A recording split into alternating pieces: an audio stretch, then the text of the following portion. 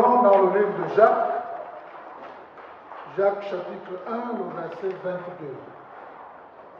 Il est écrit: mettez en pratique la parole et ne vous bornez pas à l'écouter, en vous trompant vous-même par de faux raisonnements. Amen. Nous allons prier à genoux, s'il vous plaît.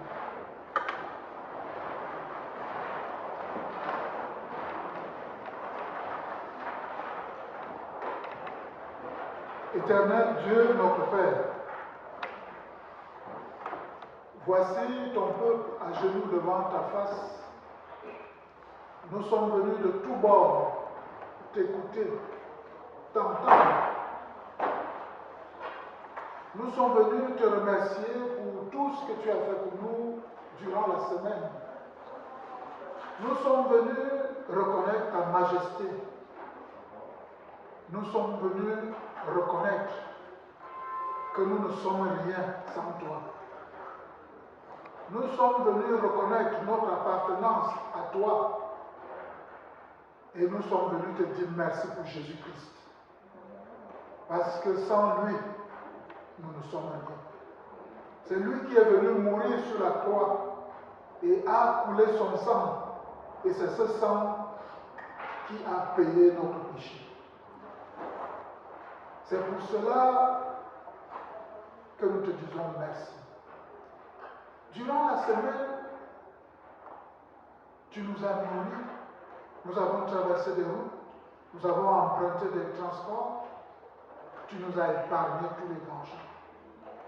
Nos familles proches et lointaines, nous avons eu de nouvelles d'elles. Seigneur, nous te disons merci. Nous te sommes reconnaissants également parce que tout ce qui nous inquiète dans nos vies, tu les traites, tu les arranges au lointain. Tu ne permets pas qu'elles nous effleurent.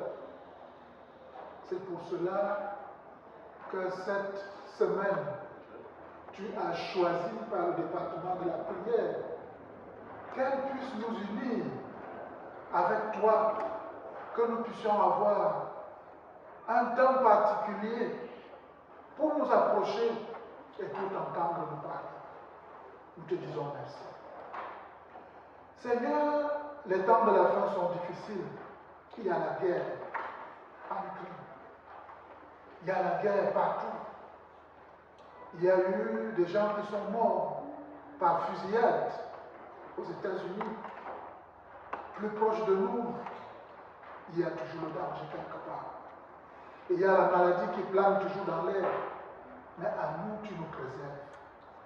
Seigneur, nous n'avons rien fait pour mériter cela. C'est pour cela que nous te prions qu'au moment où tu vas bénir ceux qui te plaisent, ceux qui font ta volonté, Seigneur, ne nous oublie pas. Au moment où tu vas nous parler à travers ton messager Philippe, Seigneur, ouvre-nous les oreilles de l'esprit. Dénude nos cœurs afin que nous soyons réceptifs à ce message. Seigneur, permets que notre âme soit réceptive, que nous puissions être transformés, que nous puissions mettre en pratique. Seigneur, nous te prions pour cet temps de la fin. Augmente notre foi parce que les temps sont difficiles. Augmente notre foi afin que quoi qu'il nous arrive, nous ne puissions t'abandonner. Parce que toi-même tu as dit qu'au temps de la fin, la foi du plus grand nombre se refroidira. Ne permets pas que nous soyons de cela. Bénis donc ces moments, bénis ton assemblée, et que ton esprit soit le maître dans ces moments, et accepte que ce message nous transforme. C'est au nom de Jésus-Christ que j'ai prié. Amen. Amen.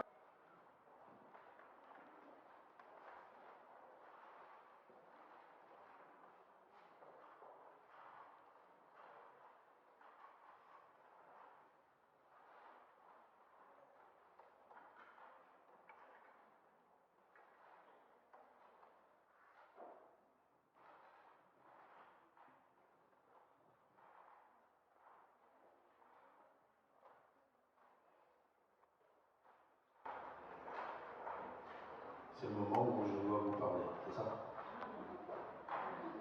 Persuadé que c'est le moment que vous attendiez tous, non?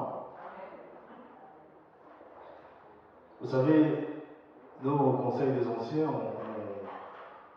on fait des programmations. Et dès qu'on sait qu'on va vous parler, on commence à réfléchir sur ce qu'on va dire. Et bien souvent, en ce qui me concerne, quand j'ai choisi un sujet, au fur et à mesure que mon moment arrive, je change. Je m'adapte à, la situation, au moment je sais pas, la situation que nous vivons, les informations que nous avons, et surtout, comment nous, frères et sœurs, nous vivons au sein de notre assemblée. Alors, il est midi 12 à ma montre. Qu'est-ce que nous faisons généralement à cette heure-là? Comment? J'entends tout ça. On mange. Et c'est ce que nous allons faire maintenant. Donc, vous êtes assis, mettez-vous à l'aise, parce que la nourriture que nous allons manger, elle sera peut-être pas assez assaisonnée pour certains, peut-être trop assaisonnée pour certains. Pour ceux qui aiment les repas épicés, ce repas sera certainement trop épicé. Et puis d'autres qui n'aiment pas trop, ce repas ne sera pas assez, sera fade. Ce matin, nous avions rendez-vous à 9h15. Qui prend les transports ici? Qui? Oui, moi aussi.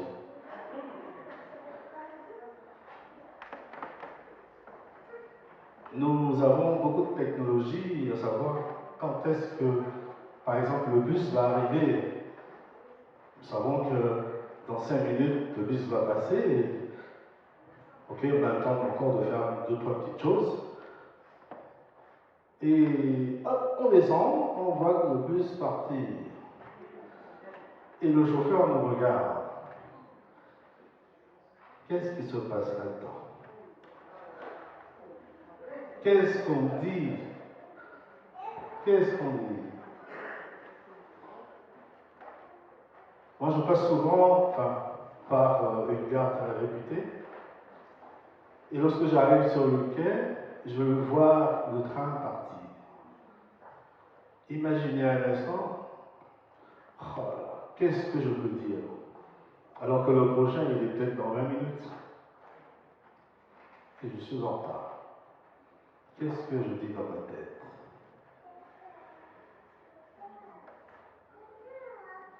Nous avions rendez-vous à 9h15 ce matin. Alors imaginez que le chauffeur de bus qui passe à 9h15 et qui nous voit faire ça, et lui il file, que c'est le bon Dieu qui est au volant de ce bus-là. Et il dit, je t'avais donné rendez-vous à 9h15. J'étais là, moi, à 9h15. Mais toi, tu n'étais pas là. Idem pour le chauffeur du tram, du tramway. C'était juste une petite remarque.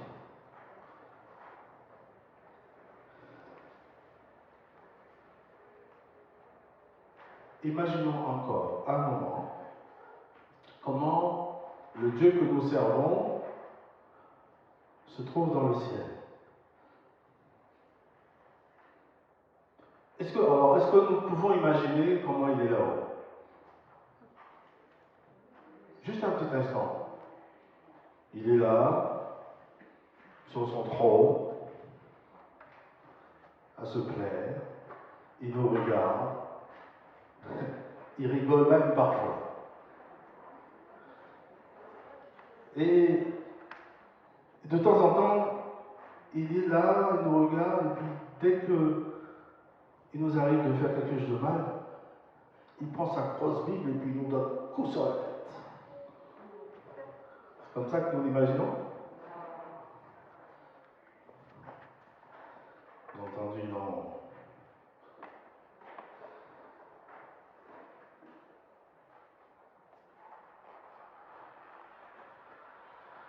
Certes, c'est un Dieu juste, saint, et il ne laissera rien passer. Il n'aime pas le péché, mais il veut s'efforcer de l'enlever complètement dans nos vies. Mais c'est un Dieu infiniment bon et agréable à fréquenter.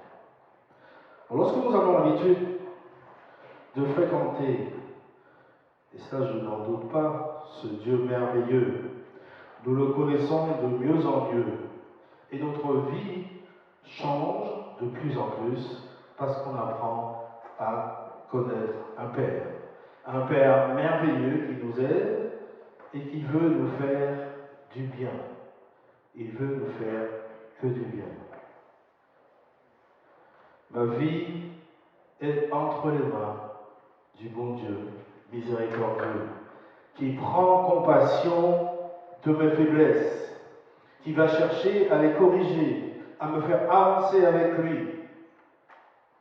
Bien sûr, à me faire grandir à l'image de Jésus, afin que je sois parfait. C'est ce Dieu-là qui nous aide.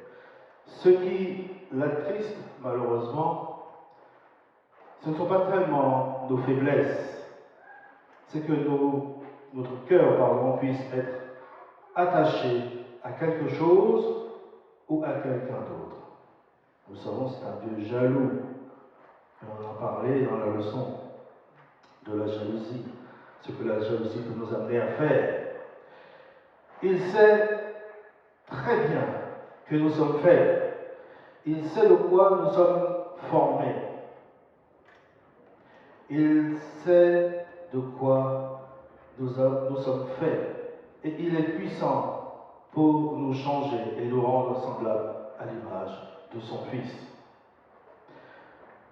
Si nous sommes attachés à Jésus, au cèdre, la sève, la vie, c'est à ce moment-là seulement que nous pouvons continuer à porter de fruits.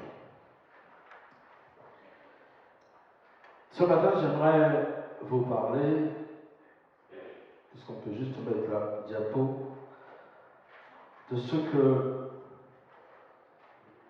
nous avons beaucoup tendance à écouter.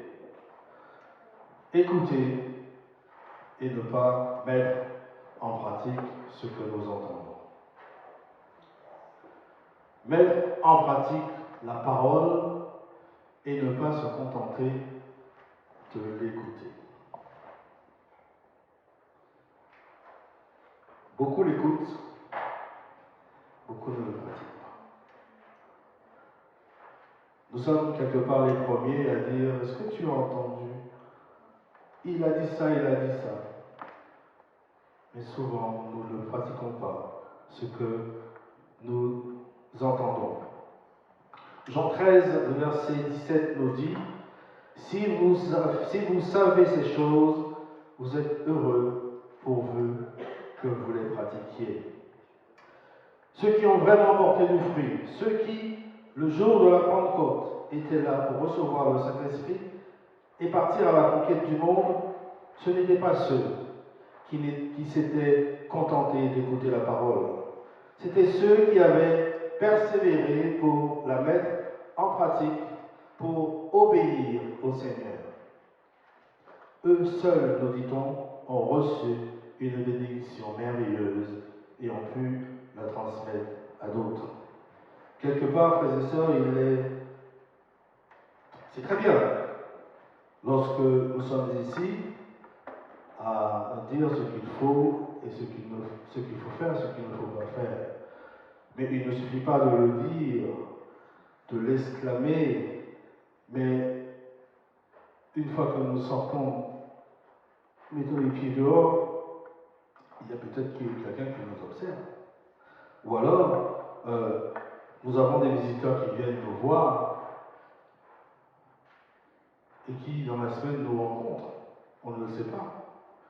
Et ces personnes-là voient comment nous agissons. Qu'est-ce qu'on peut comprendre de cela? Aujourd'hui, je parle, je dis ce qu'il faut faire, je dis ce qu'il ne faut pas faire. Et dans la semaine, je rencontre quelqu'un qui me dit, mais samedi dernier, je t'ai vu, tu étais sur la chaîne, tu me disais qu'il fallait faire, qu'il ne fallait pas faire. Et là, je t'ai vu en train de faire le contraire de ce que tu as dit du haut de la chair. Quelle est ma situation face à ça? Comment je vais réagir? Qu'est-ce que je vais répondre? Donc faisons un petit peu attention à cela. Il est important de comprendre qu'il ne suffit pas d'écouter la parole, mais il faut la mettre en pratique dans chacun des aspects de notre vie pour que Jésus soit glorifié et que nous portions davantage de fruits. Matthieu 5, versets 13 et 14, c'est Jésus qui parla à un moment à la foule sur la montagne des Oliviers. Il disait, « Vous êtes le sel de la terre. » Ce matin, Jésus nous dit, nous sommes le sel de la terre. Et que fait le sel? Que doit faire le sel? J'ai entendu une autre, c'est cela, hein, le sel. Mais en fait, le sel, je ne vais pas rentrer dans les détails, parce que c'est un peu trop technique pour moi. Le sel fait ressortir la saveur des aliments. Je vois que ma fille fait ça, donc c'est ça. Donc, vous êtes le sel de la terre. Et plus loin, on dit, vous êtes la lumière du monde. Vous rendez-vous compte que le Seigneur nous dit, vous êtes le sel de la terre. Et ça, il faut absolument que nous... Pardon, j'ai un convaincu de ça. Et nous pouvons dire à haute voix, je suis le sel de la terre. Je suis la lumière du monde. Je suis la lumière du monde. Si je suis une lumière, est-ce que je dois me cacher?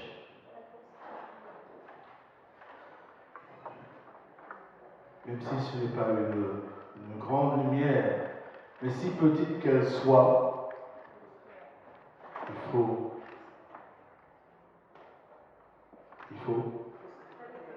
Mais si on ne la montre pas, il faut qu'elle éclaire, bien sûr, mais je peux avoir une lumière et la cacher. Personne ne verra cette lumière-là. Vous êtes la lumière du monde. Nous sommes la lumière du monde. On nous dit, ce n'est pas orgueilleux que de le dire. Nous sommes la lumière du monde qui brille dans les ténèbres, et cette lumière ne doit pas rester cachée. Au verset 16, regardez bien ce qu'il dit. Que votre lumière, ce n'est pas la nôtre, bien sûr, c'est cette lumière-là est représentée par celle de Jésus que nous devons refléter. Que votre lumière luise ainsi devant les hommes, afin qu'ils voient. T'en es sûr? Afin qu'ils voient.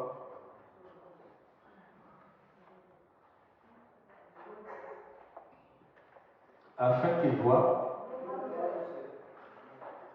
Afin qu'ils voient vos bonnes œuvres.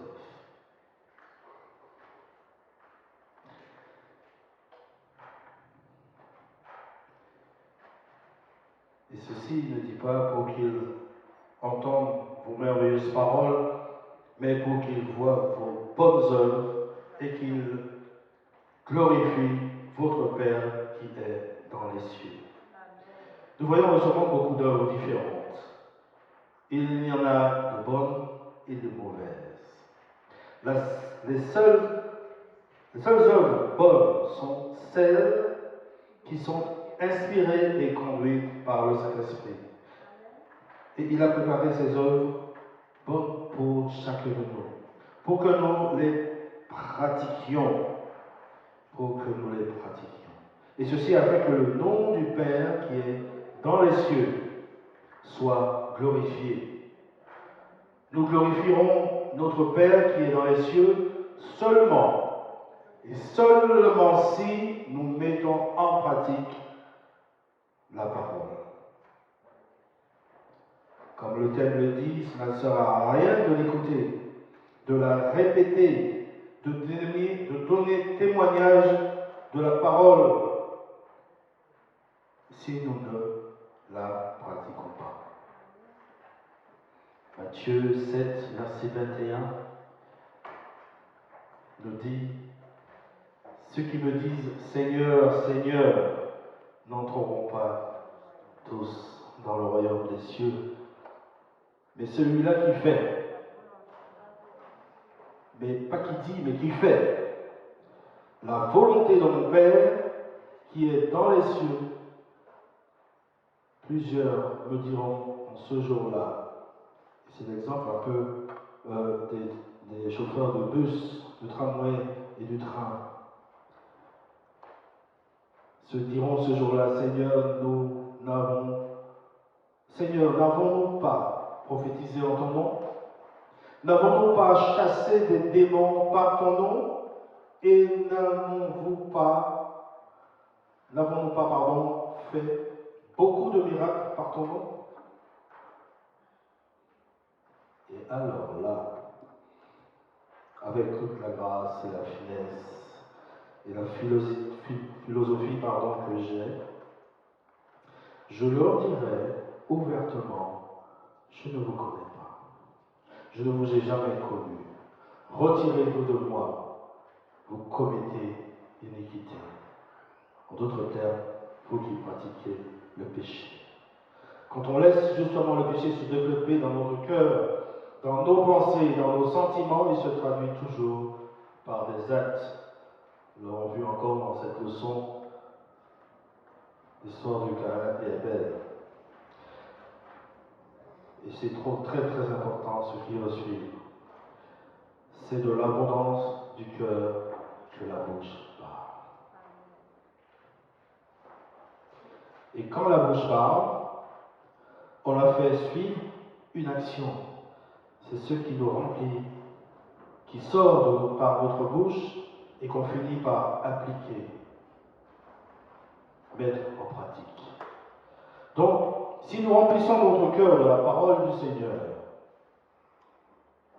parce que nous l'aimons, nous aurons tout naturellement le désir et la possibilité de mettre en pratique la parole de Dieu.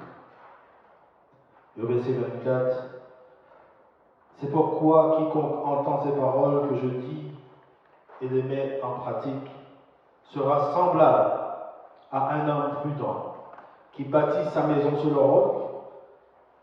La pluie est tombée, les torrents sont venus, les vents ont soufflé. Tous les problèmes de la vie sont venus, mais la maison est restée solide parce qu'elle était fondée sur le rocher. Mais si la maison est bâtie sur de mauvaises fondations, elle va évidemment s'écrouler. Nous disons au verset 26, mais quiconque entend ces paroles que je dis, ne les met pas en pratique, sera semblable à un homme insensé qui a bâti sa maison sur le sable. Le frère Franck Anselme nous a lu Jacques 1, verset 22. Je vais reprendre ces versets en allant jusqu'au verset 25. Mettez en pratique la parole et ne vous bornez pas à l'écouter en vous trompant vous-même par de faux raisonnements.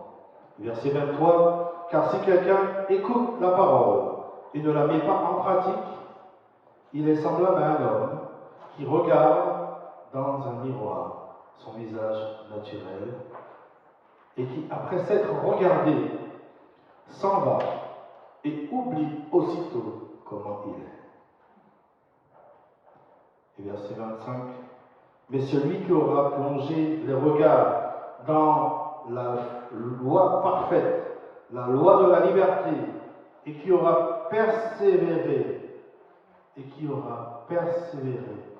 n'étant pas un auditeur oublieux, mais se mettant à l'œuvre, et celui-là seul sera heureux dans son intimité. On nous dit que l'auditeur oublieux, c'est celui qui ne met pas en pratique la parole. Il l'a peut-être gardé dans sa mémoire, mais s'il ne l'a pas mise en pratique, il est un homme oublieux.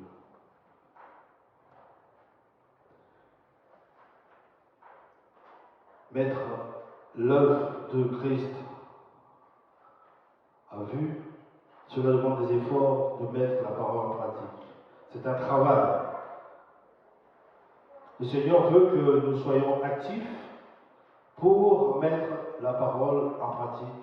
Actifs pour mettre en pratique ses commandements. Je suis allé dans le livre des Apocalypse 2 et 3 et je vous lis ce que j'ai trouvé. Le Seigneur dit aux 7 églises. Et quand j'ai lu ça, je me suis dit non. Et j'aime bien ramener ce qui s'est passé ou ce qui se passera. On a toujours tendance à critiquer les enfants d'Israël, alors que quelque part on ne sommes pas mieux. Et j'ai ramené ceci à nous en disant, Église d'Épinay-Saint-Denis, je connais tes œuvres, je vois comment tu agis, je sais ce que tu fais, je connais tes œuvres, je vois comment tu agis, je sais ce que tu fais. C'est le message de cette église.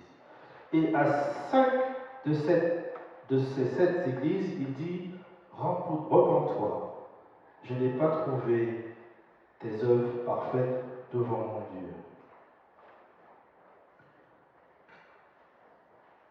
Aimerions-nous être parmi ces 5 églises? Parce qu'il sait que l'œuvre, c'est l'aboutissement final de tout ce que l'on a dans le cœur, sur nos lèvres, dans nos pensées. Tout cela va se matérialiser par les œuvres et Jésus va regarder les œuvres. Jean chapitre 2, verset 9 nous dit, si vous savez qu'il est juste, le Seigneur, reconnaissez que quiconque pratique la justice est né de lui. On va donc reconnaître que ceux qui sont nés de nouveau, à leur œuvre, à leur action concrète, au fait qu'ils pratiquent la justice, et l'on verra si je suis né de Dieu par mes œuvres.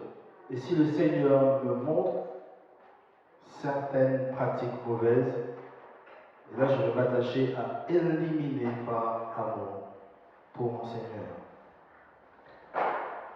Quiconque est né de Dieu ne pratique pas le péché parce que la semence de Dieu demeure en lui. 1 Jean 3, verset 9. Quiconque est né de Dieu ne pratique pas le péché parce que la semence de Dieu demeure en lui. Et là, Jean vient de nous dire que celui qui est né de Dieu pratique la justice. Ici, il dit que celui qui est né de Dieu ne pratique pas le péché.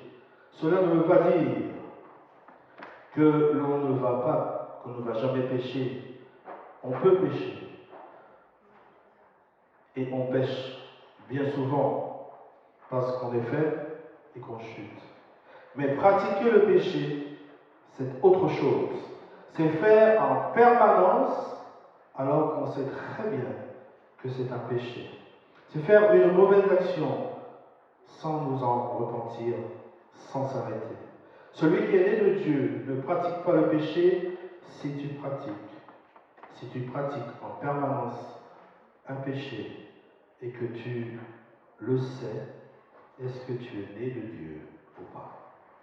Es-tu réellement passé par la nouvelle naissance? Ce sont des questions que nous pouvons et que nous devons nous poser. Nous devons continuellement nous examiner pour voir si nous sommes dans la foi. Comme le dit Paul, examinez-vous vous-même pour savoir si vous êtes dans la foi. Éprouvez-vous vous-même.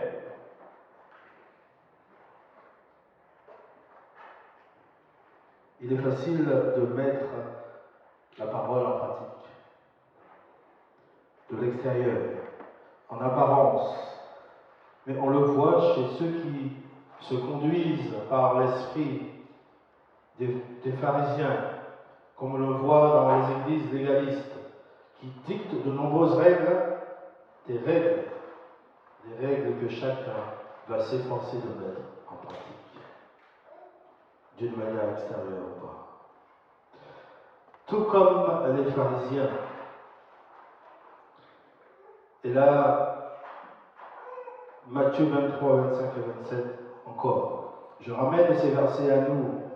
Il est bien beau de parler des pharisiens, mais remettons un peu ces versets-là à nous. Église d'Épinay, Saint-Denis. Il nous dit malheur à vous. Église Épinay, Saint-Denis. Hypocrite, parce que vous ne nettoyez pas le dehors de la coupe, parce que vous nettoyez le dehors de la coupe et du plat, et qu'au-dedans, ils sont pleins de rapines et de tendance. Église d'Épinay Saint-Denis, aveugle, nettoie premièrement l'intérieur de la coupe et du plat, afin que l'extérieur aussi devienne net. Malheur à toi, Église d'Épinay Saint-Denis, hypocrite, parce que vous ressemblez à des sépulcres blanchis qui paraissent beaux au dehors et qui, au-dedans, sont pleins d'ossements de mort et de toute espèce d'impureté. J'aimerais pas aimer qu'on me le dise, qu'on me traite de cette façon-là, puisque je n'arrête pas de faire des efforts pour que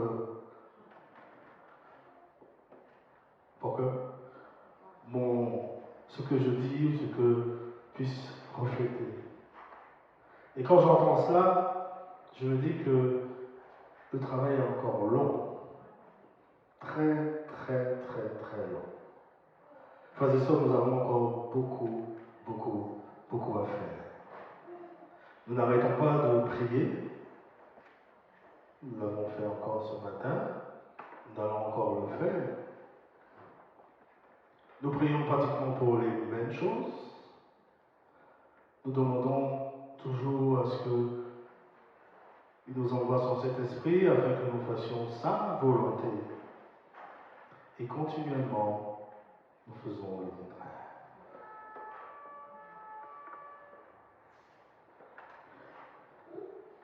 Galates 3, 11 à 12, il est écrit que nul ne soit justifié devant Dieu par la loi. Cela est évident, puisqu'il est dit, le juste vivra par la foi. Or, la loi ne possède pas de la foi, mais elle dit, celui qui mettra ces choses en pratique vivra par elle. Personne ne peut être justifié devant Dieu par la loi, c'est-à-dire par la manière légaliste de mettre la parole de Dieu en pratique, que nul ne soit justifié devant Dieu par la loi, cela est évident. Le juste vivra.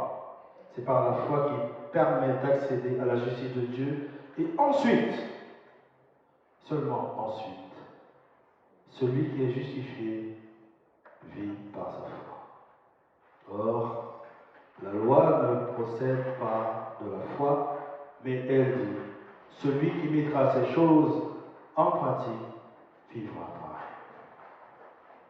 elle. Dès que tu vois une mauvaise œuvre dans ta vie, une mauvaise habitude, de mauvaises paroles, de mauvaises actions, et que tu continues à pratiquer, alors place-toi.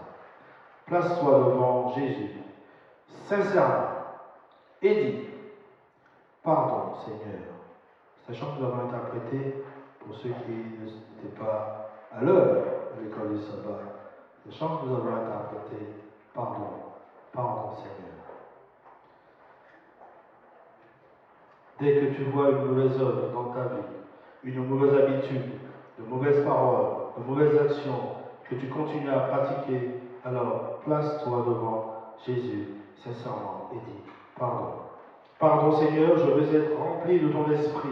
Je veux être rempli de ton esprit, de ta vie, de ta parole, pour la mettre en pratique. J'ai besoin de ta grâce. Pardonne-moi. Pardonne-moi Seigneur. Car nous savons qu'il est merveilleux. Il le fait. Il me sanctifie par son sang. Il me relève. Il me prend par la main. Il me fait avancer avec lui. On nous dit garde les yeux sur Jésus. Reste attaché au cep. Et sa vie va te changer. Et tu vas pratiquer. Tu vas pouvoir pratiquer de bonnes œuvres. Pratiquant toujours davantage jusqu'au jour où Jésus va venir te prendre. Pratiquons, pratiquons. Il ne suffit pas d'écouter, mais de pratiquer. Amen.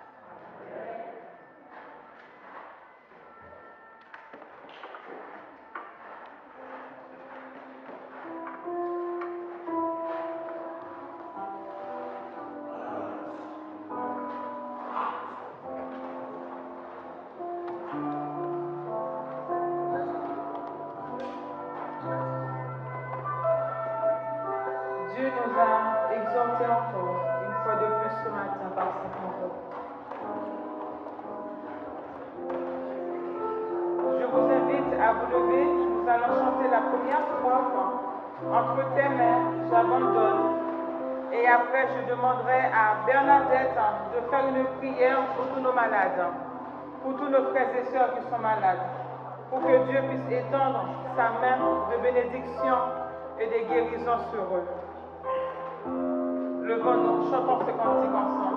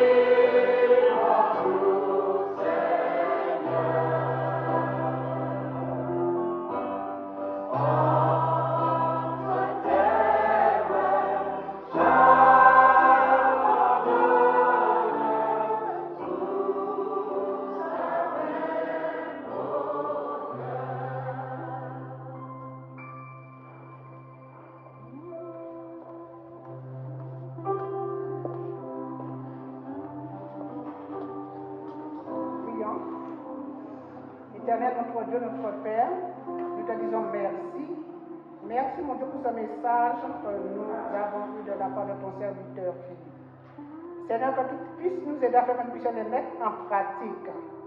Ô Seigneur, en cet instant, je remets tous tes enfants malades entre tes mains. Dans cette salle où nous sommes, nous avons des malades. Nous avons des malades spirituels. Nous avons des malades physiques. Seigneur, je te demande de poser ta main sur eux. Je remets Josiane entre tes mains. Je remets Moïsette entre tes mains. Seigneur, tous ceux que je ne connais pas, que toi tu connais, visite-les, papa. Touche-les, papa. Ceux qui sont couchés à l'hôpital ou qui sont chez eux, dans les maisons de repos, dans les maisons de retraite, en EHPAD ou en prison, Seigneur, que tu puisses aussi les visiter. Touche-les, papa. Dis un mot, Seigneur, afin qu'ils soient guéris. Seigneur, que ton Esprit Saint soit sur chaque personne malade. Dans chaque famille représentée ici, nous avons des malades, Seigneur. Je les remets entre tes mains. Je remets, Seigneur, la famille de Dina entre tes mains, Seigneur. Tu vois, Seigneur mon Dieu, il y a la souffrance dans cette famille, Seigneur. Papa, je les remets entre tes mains. Donne-nous la force et le courage, Seigneur, afin, mon Dieu, qu'ils puissent supporter ces moments douloureux, Seigneur. Oh, papa, étends ta main sur chaque personne ici présente, sur ceux qui nous suivent par le net, Seigneur, aussi. Seigneur, que ton Saint-Esprit nous anime, que ta paix et ta grâce soient sur nous, au nom de Jésus. Amen. Amen.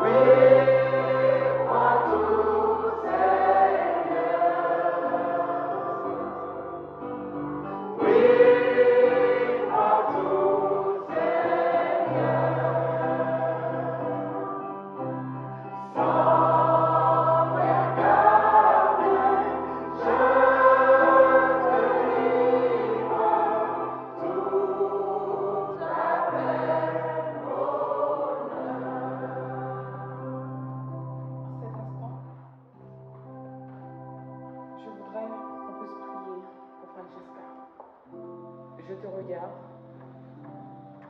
pour que Dieu puisse intervenir. Dieu connaît toutes choses. Frère Durand, Dieu connaît toutes choses. Rien n'est impossible à notre Dieu. Rien. Mes frères et sœurs, après la chimiothérapie, on m'avait annoncé que j'allais faire la dialyse parce que ça avait touché mes reins. Au moment des examens, ils ont vu qu'il n'y avait plus rien. Amen. Faisons confiance à notre Dieu. Quels que soient les problèmes, quelles que soient les difficultés, remettez-les à Dieu. Mon frère Durand, de la même manière que Dieu m'a soutenu, il le fera pour toi. Francesca, tu témoigneras que notre Dieu, il est grand. Il est grand. Il est tout puissant. Rien n'est impossible à notre Dieu. Oh bon Dieu. L'Éternel, notre Dieu, notre Père, me voici devant ton trône de grâce, humblement devant toi. Seigneur, qu'est-ce que tu ne peux pas faire pour tes enfants? Seigneur, les boiteux ont vu, les aveugles. Les boiteux ont marché, les aveugles ont vu. Les morts, Seigneur, tu as ressuscité des morts. Papa, tu as pris ton peuple, tu les as fait traverser la mer Rouge à pied sec. Papa, en cet instant, qu'est-ce que tu ne peux pas faire pour tes enfants? Seigneur, je viens devant toi, humblement t'apporter ces deux personnes. Durand, Francesca. Seigneur, je ne sais pas pour quelle raison que tu as mis leur nom dans ma bouche. Pour quelle raison, Seigneur, que tu me pousses à prier, mais toi, tu sais. Seigneur, je les remets entre tes mains. Que ta volonté soit faite dans leur vie.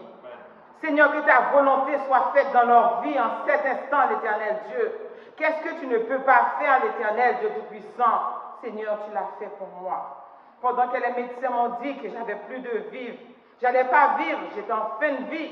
Seigneur, je suis là. Tu m'as ressuscité des morts, l'Éternel Dieu. Oh Seigneur, c'est par cette foi, cette action de grâce que je viens vers toi ce matin. Humblement, l'Éternel Dieu t'a porté mes frères et sœurs. Que ta main puisse étendre sur eux et sur leur famille. Papa, que tu puisses encadrer leur famille. Que tu puisses clôturer ces familles. Que les époux et les épouses restent à genoux malgré les difficultés. Que leurs larmes soient séchées aujourd'hui pour toujours, l'Éternel Dieu Tout-Puissant. Car tu es un Dieu bon, tu es un Dieu merveilleux. Que ton nom soit élevé, que ton nom soit magnifié. Au nom de ton Fils Jésus. Amen. Amen. On va prendre la troisième.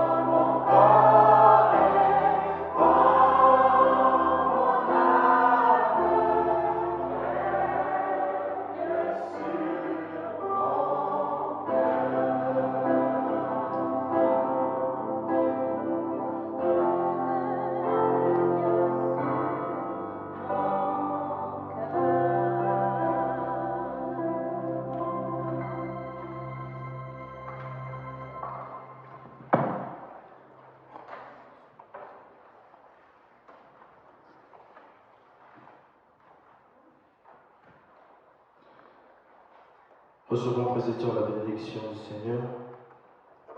Or, à celui qui peut vous préserver de toute chute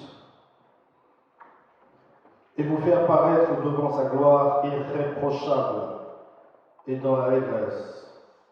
À Dieu seul, notre Sauveur, par Jésus-Christ, notre Seigneur, soit gloire, majesté, force et puissance, dès à présent, dès avant tous les temps, et maintenant, et dans tous les siècles. Amen. À vous tous.